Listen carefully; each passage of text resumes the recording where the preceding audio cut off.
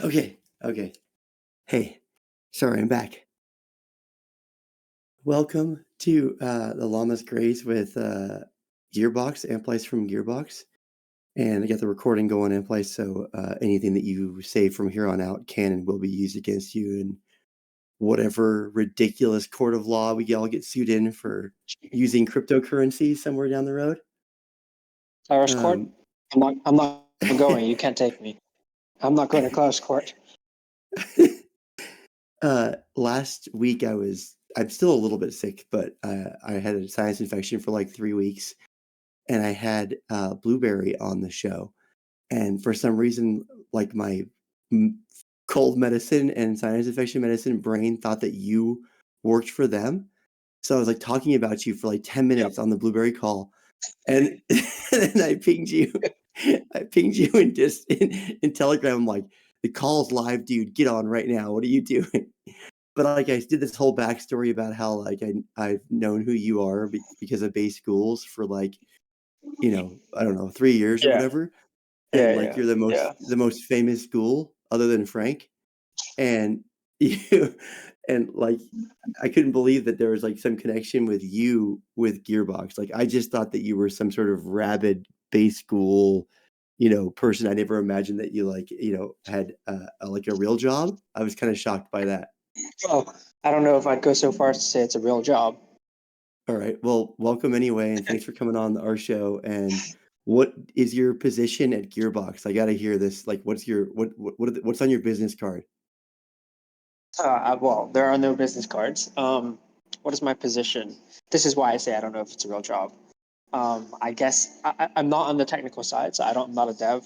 I guess I'm marketing or BD and or Ivan says I'm head of grants, which I've been doing a lot of grant stuff lately, but I don't really particularly like writing grants, so hopefully that's not it. I just do a little bit of everything. Uh, yeah, I don't know. It's hard to say. Fixer, I think. I think of myself as a fixer. A fixer. Got it. All right. Yeah, I like to take like notes in the I chat. can So just I can like do lots of. I'm not good at like managing teams, but I can do like lots of individual kind of disparate things. I make videos. Yeah, I don't know. you do some glitch art for them, whether they want Yeah, it or stuff not. like that. Yeah, exactly. Yeah, Hey, I show Gearbox in chats. you guys want to mint some Gearbox NFTs on Tezos? Me and Amplice got you covered. We got some really strange They were chains with they the were actually going to like during NFT season last cycle. They were seriously considering doing an NFT. So anything's possible. You never know. Maybe they'll come back from the grave.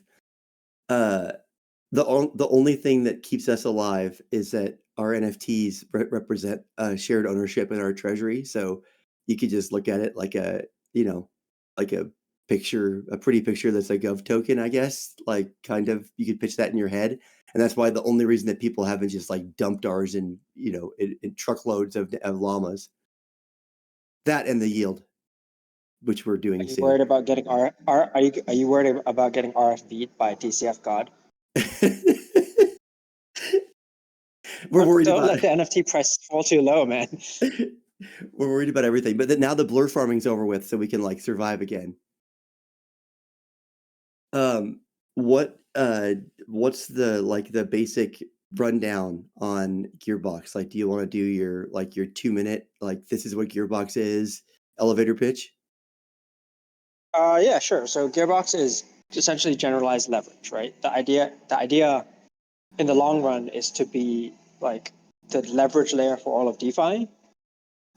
We have this primitive called a credit account, which I think of as a kind of leverage enabled smart wallet, right? So you put your money in, you can borrow a bunch of money, all of that money, your money plus the borrowed money sits in this credit account, and then you can do a bunch of different stuff in that credit account. And then at the end, if you've made money, you can take the money you've made plus the money you put in out. If you've lost money, then that's a different story. But like with leverage, things happen. And the idea is like it's generalized because essentially we enable a whole bunch of different strategies in the credit account. So, unlike say something like, I don't know if you guys were around for Alpha Homora, where like each leveraged vault is a different thing that you gotta deposit into. You can like deposit your funds in the Gearbox credit account and just farm and yearn, farm and curve, LP. You can margin trade, etc., etc., etc. And as we add more integrations, hopefully it starts to feel and look more and more like a kind of leverage enabled smart wallet. That's my personal vision for Gearbox. Is the deposit into the credit account depositing into a smart contract, or is it a centralized thing that you guys host? It's a smart contract. Yeah. I mean, none of it is centralized. So the credit account is non-custodial or self-custodial, depending on. Got it. Yeah. So when you Um, deposit whatever, ETH or dollar coins or whatever into the credit account, you then show a balance on the Gearbox app. Kind of. So let's say you put 1 ETH into your credit account, right? You can then choose to borrow up to, let's say, 9 ETH. So say you put in 1 ETH and you borrow 5 ETH. Okay. So now there's 6 ETH in that credit account. And one of those ETH are yours, and that's your kind of collateral. Okay. So if whatever activity you're doing, if you lose more than 1 ETH, then you're going to get liquidated, right? Because obviously there's no way for us to recover funds other than that. But as long as you stay above 5 ETH, give or take, you can do anything you want within protocols that we view as safe. Does that make sense? Yes. So you have So it's whitelisted not protocols. exactly. Yes, exactly. So it's not exactly like you just put your money in and you see like a balance or whatever. There's actually like an account essentially that you can do stuff with. And then like we have UX abstractions where, if you just want to points farm, for example, like EigenLayer plus EtherFi or something, we have UX abstractions where you can do that. But at like on the smart contract level, the way it works is it's like an account that you can do multiple things with. This is cool. I mean, the little bit that I read in preparation didn't really prepare me for this. Like I was, going through the Twitter is just like, high points, and it doesn't give you like any kind of a top-down view. I did read that you guys Gearbox has been live on mainnet for like 2 years. Yep. And then Yeah, went recently live you 2021. started on Arbitrum. Yeah, we just launched on Arbitrum a couple of months ago. We're on Optimism now as well. We actually just started, we just got a grant about a few weeks ago from Arbitrum. So like farming incentives are starting on Arbitrum, so definitely check that out. And then Optimism is going to happen. I'm not sure if I'm allowed to talk about it, but whatever. I mean, it's yeah. So Optimism, there's like this on-chain summer thing that Optimism plus all the Optimism super chains are doing together, and we'll have incentives for that as well. So if you're Nice. on L2s and you want to farm on Gearbox, go check that out. But yeah, like back to your point. I mean, this is why I got it. This is why I work at Gearbox, basically because like in a sea of what I think are not very differentiated DeFi products, I think Gearbox is really kind of something different. Now there are a few copycats of us now, but yeah, when it launched, it was pretty special. And I think as we integrate more things, it can become more and more special, right? Because right now, truth be told, we have a good amount of stuff whitelisted, like Yearn, Curve, bunch of points farming, Lido, blah blah blah. But in the scope of DeFi, it's still not like everything. But as DeFi itself becomes safer and more secure, and we feel comfortable integrating more and more things, then it really starts to become like this smart wallet that you can leverage trade, leverage farm, do whatever you want with. And I think that is a really powerful primitive to have in DeFi. It closes the gap. Well, that we have between. It feels like you have a lot of leverage for expansion since you already have the system that's been audited and battle tested for 2 years of the deposit account, of that contract.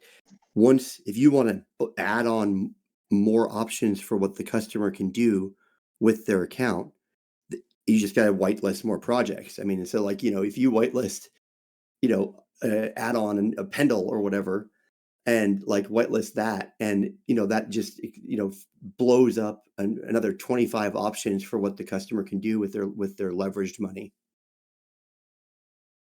Yeah, exactly. And the cool thing about Gearbox is like every new white protocol whitelisted doesn't just add one thing you can do. If you mix and match with other protocols, it adds like loads of things, right?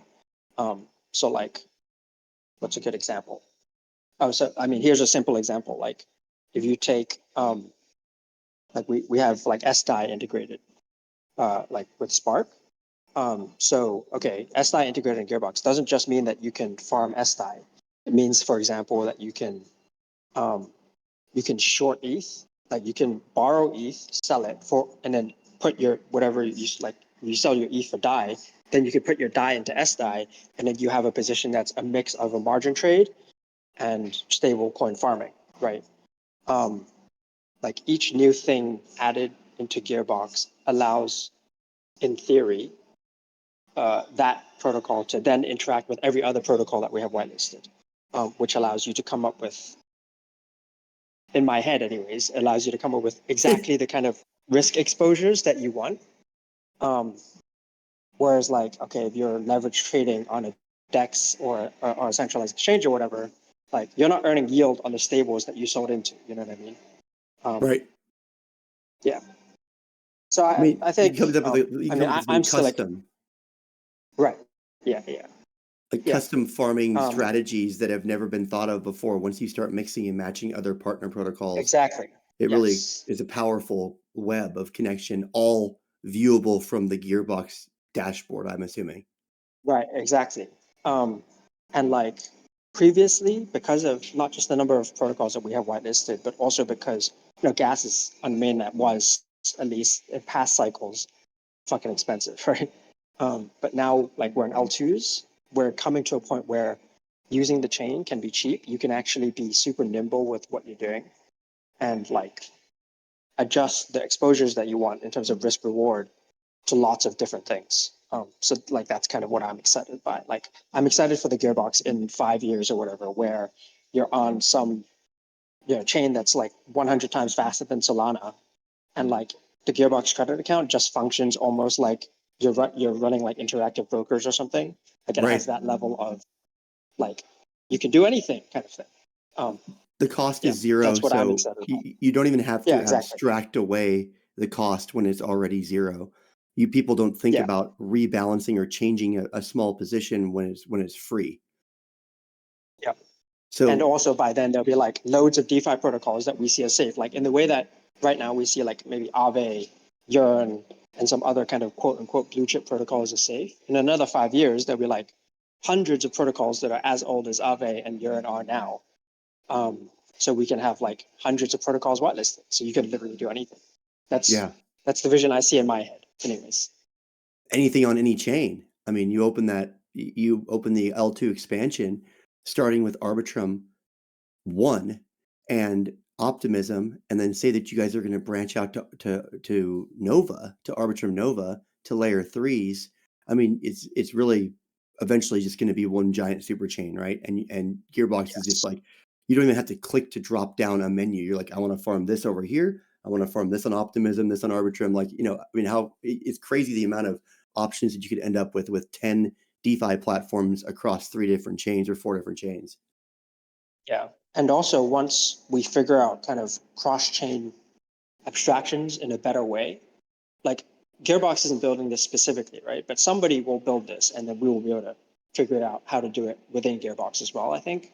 But somebody will be able to figure out like, okay, how can you post collateral on one chain and take a loan somewhere else, Mhm. in a generalized way? And once like that's solved, then like you can have a kind of omni-chain credit account almost, where like, okay, maybe your collateral is on ETH, and then you're doing stuff on Arbitrum, but you don't actually have to bridge your ETH, your mainnet ETH stuff to Arbitrum to be able to take leverage on Arbitrum protocols. You know what I mean?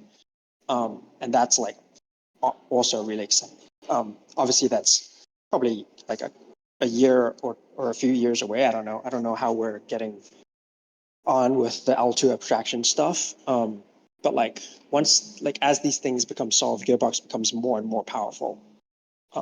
Yeah, so that's kind of what Well, I'm I would excited hope by. that you guys have been looking at Polygon at the ag layer concept that they've come up with, and that would be like, to me, it seems like the natural progression after you do Arbitrum Optimism. Then I would say Polygon POS, like as the next step, because that might be the spot that branches you out. Assuming that they launch the ag layer ever, that would be the spot that would be like, the natural jump off point for like, the omni chain concept.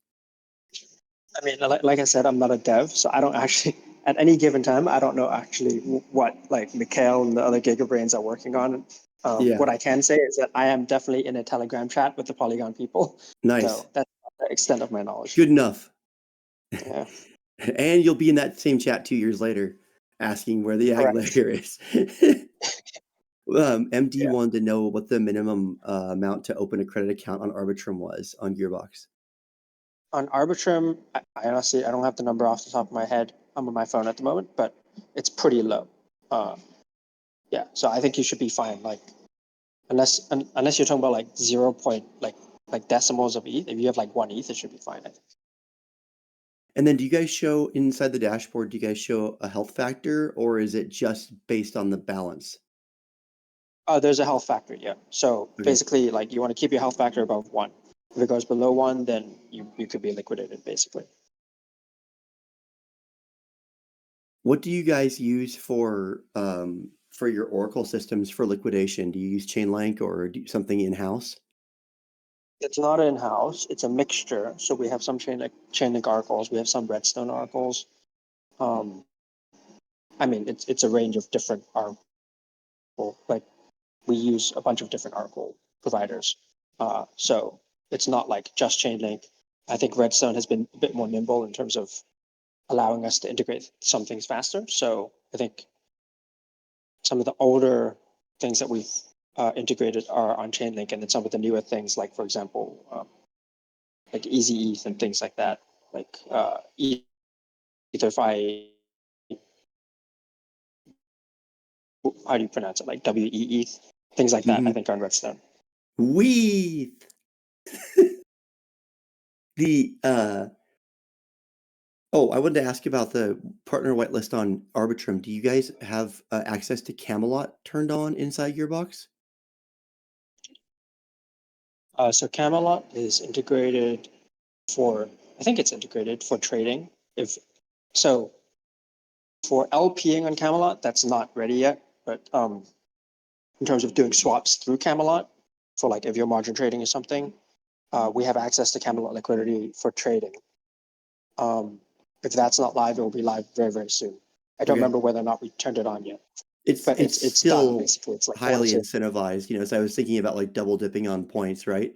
Which is the dream, where you Yeah, go like, you're yeah, farming RB incentives on Camelot at the same time as you're farming Gearbox incentives that from your Arbitrum grant. yeah. I don't know if that's possible yet because like we haven't integrated the LP side yet.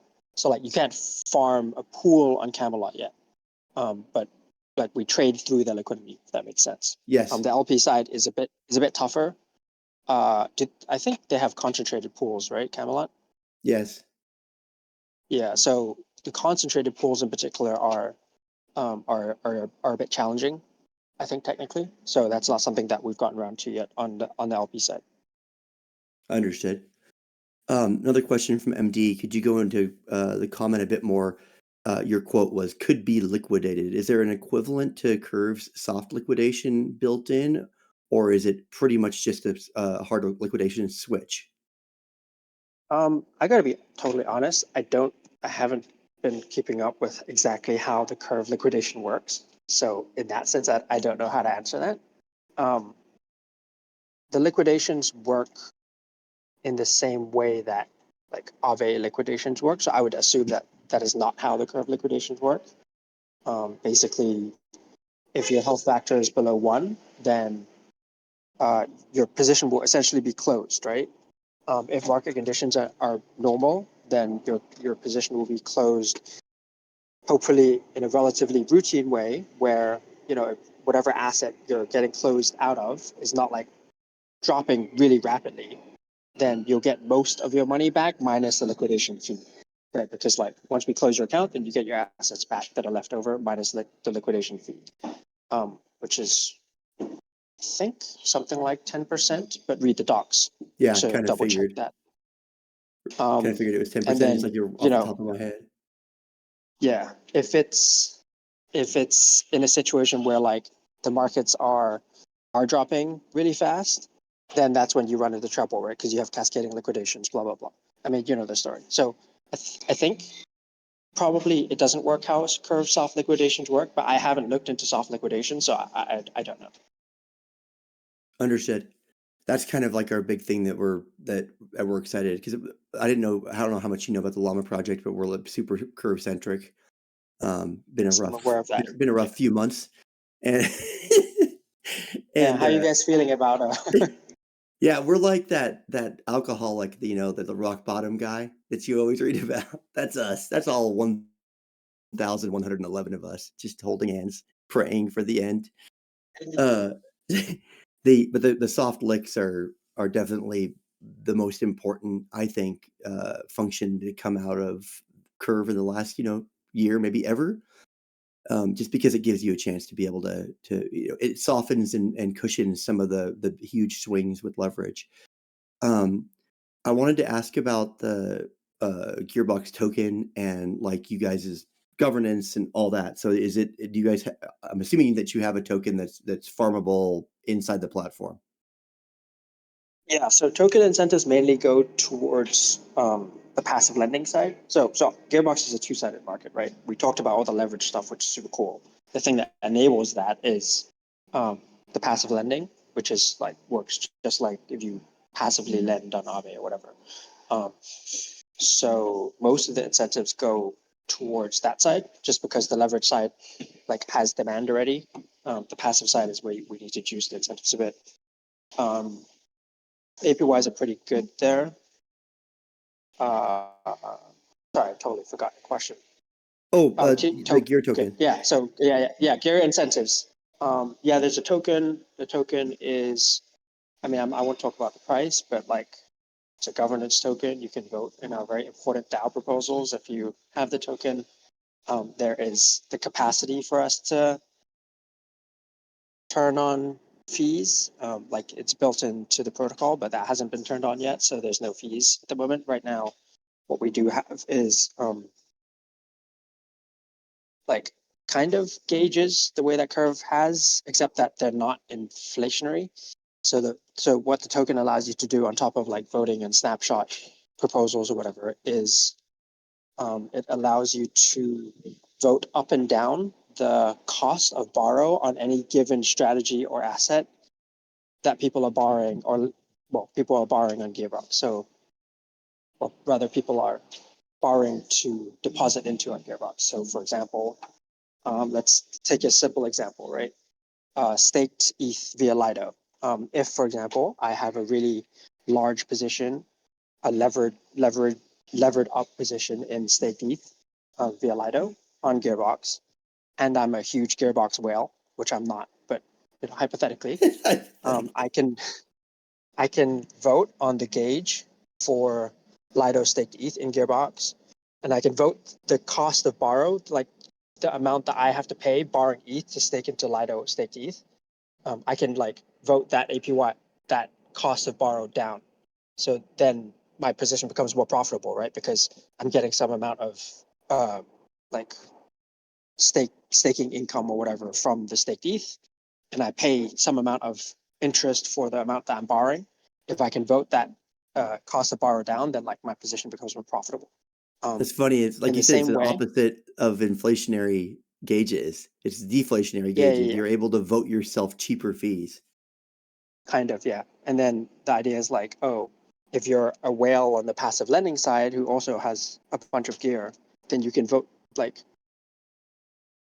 the cost of bar up so that you can make more money.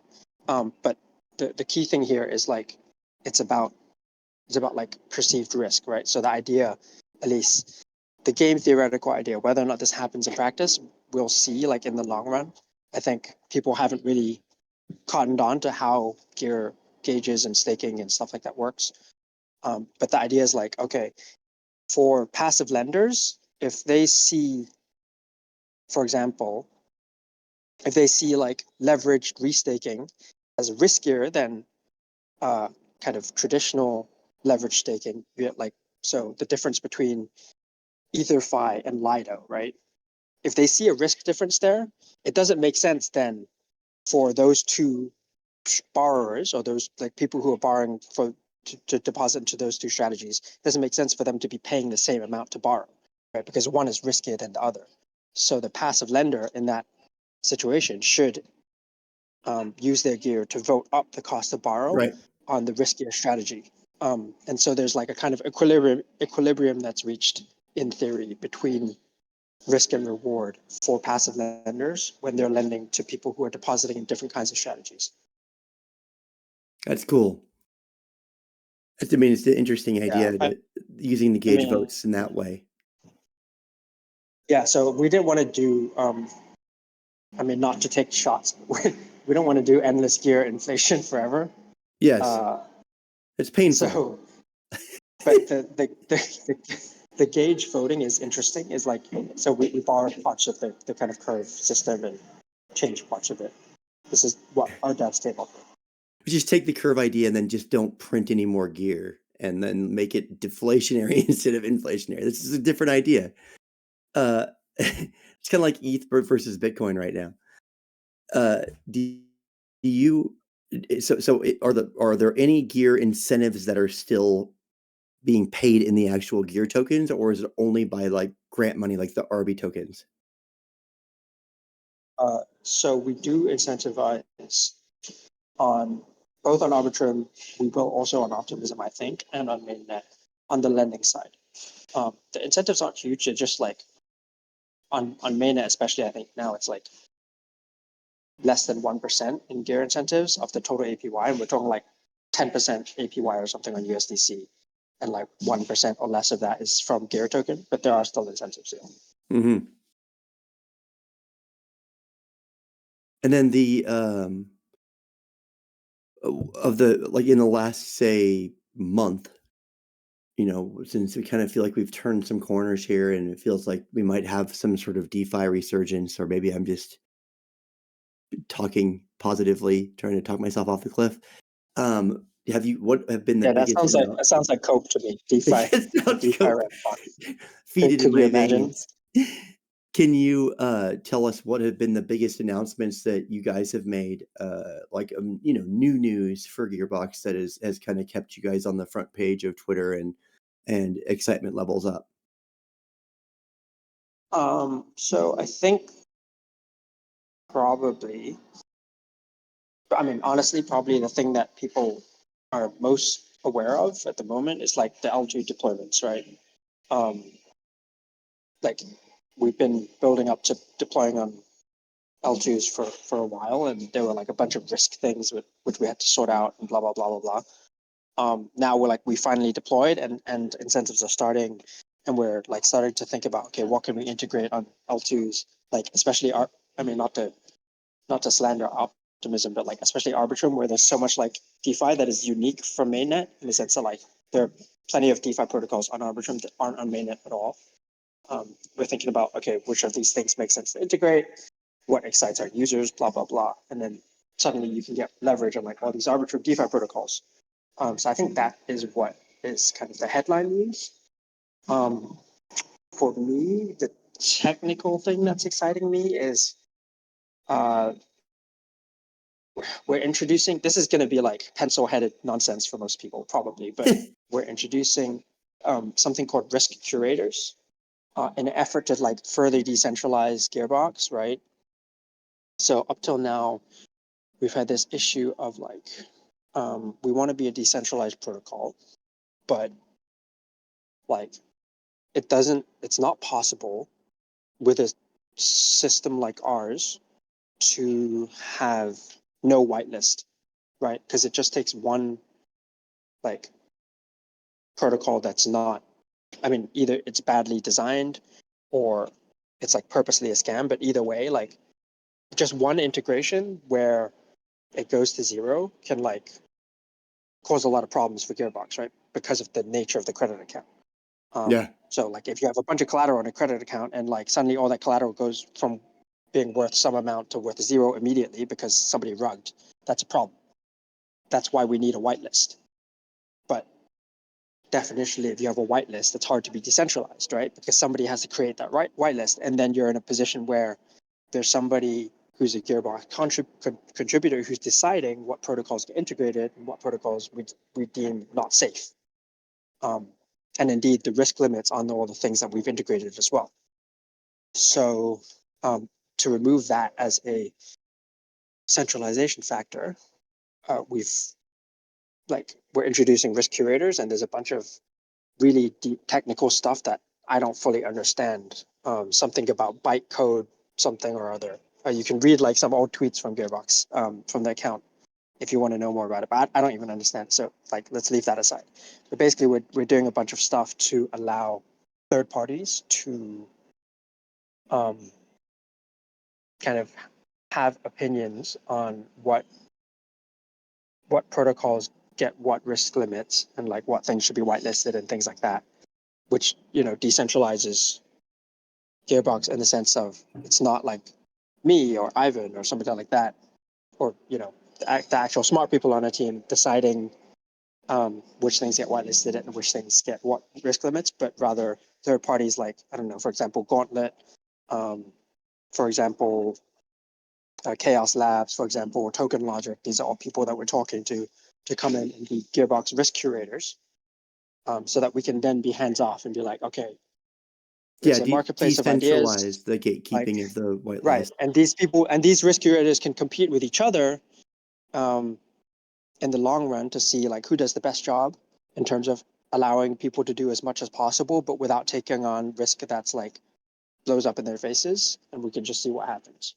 Yeah, there's a lot And of I think that's levers that like the have to be next. decided. I mean, you have to not only whitelist a project, like you said, you have to set risk limits Yeah, risk limit. Yeah, or exactly. leverage limits, and it probably Yeah, changes and as projects mature and you're able to increase the leverage. yes, exactly. And so, like for example, I'll give you a clear example of this happening.